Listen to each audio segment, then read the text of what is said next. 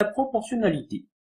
Abordons aujourd'hui la notion de grandeur proportionnelle et commençons directement par un exemple.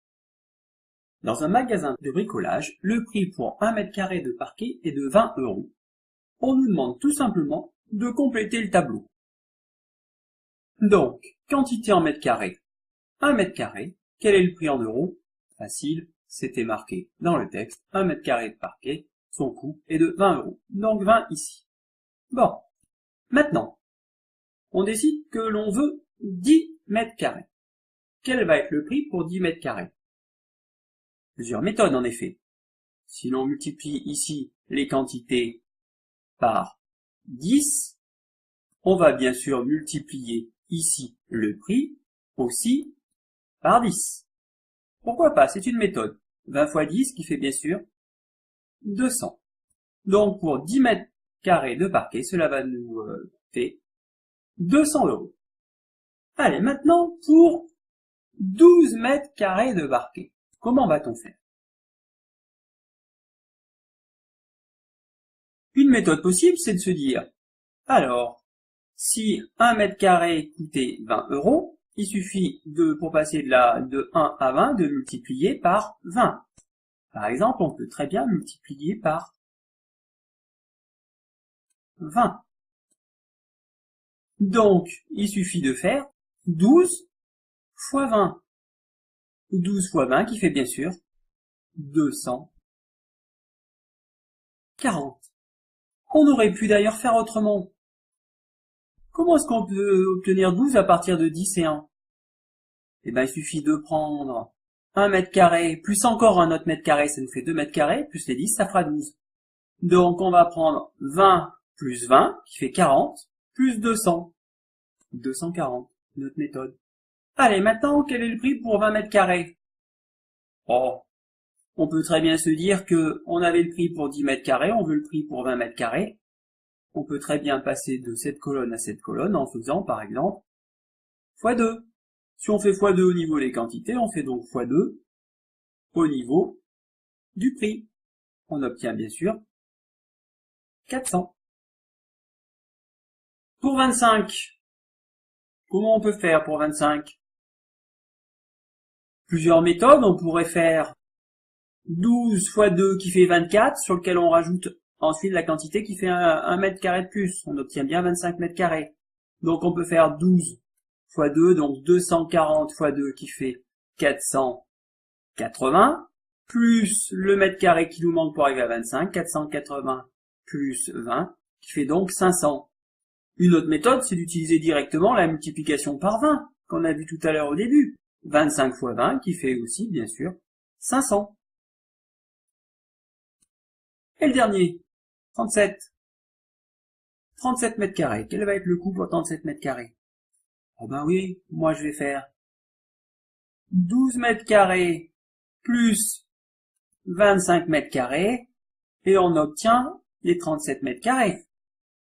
Donc on va faire le 240 € plus le 500 € qui va nous donner le coût pour 37 mètres carrés. 500 plus 240 qui fait bien sûr 740 €. Donc vous voyez, nous avons plusieurs méthodes pour remplir ce style de tableau, qui est un tableau de proportionnalité, puisque le prix ici est proportionnel à la surface achetée. On va dire que les grandeurs sont proportionnelles, et on dira que 20, le nombre qu'on a trouvé là, qui nous permet de passer d'une ligne à une autre par une multiplication par 20 ici, on dira que 20 est appelé le coefficient de proportionnalité. Comment reconnaître qu'un tableau est ou n'est pas proportionnel quand on va vous donner un tableau qui est déjà rempli? On va tout simplement utiliser la chose suivante. Un tableau est proportionnel ou il représente une situation de proportionnalité lorsque les termes d'une ligne s'obtiennent en multipliant ceux de l'autre par un même nombre qui sera appelé ce coefficient de proportionnalité. On aura donc proportionnalité lorsque tous les quotients formés par les couples de nombres qui se correspondent sont égaux. Passons tout de suite aux exemples pour que cela vous éclaire. On a un premier tableau. On nous demande, est-ce que le tableau est proportionnel? Eh bien, pour ça, on va regarder et on va former les quotients. Prenons la première colonne. On a 2 et on a 3. On va calculer 3 divisé par 2. J'ai décidé de commencer par la deuxième ligne que je divise par le terme de la première ligne. 3 divisé par 2. 3 divisé par 2 qui fait 1,5. Maintenant, je calcule, dans la deuxième colonne, 7,5 divisé par 5.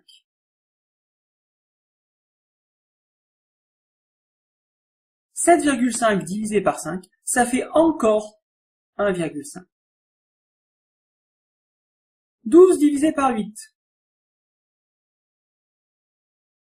12 divisé par 8, si on prend notre calculatrice, on obtient aussi 1,5. Et 21 divisé par 14, on obtient aussi 1,5. Ce qui veut dire que tous les quotients qu'on vient de calculer sont tous égaux au même nombre, 1,5. Donc en fait là on pourrait rajouter, si on avait envie, multiplier par 1,5 pour passer de la première ligne à la deuxième. Donc notre tableau ici est bien proportionnel.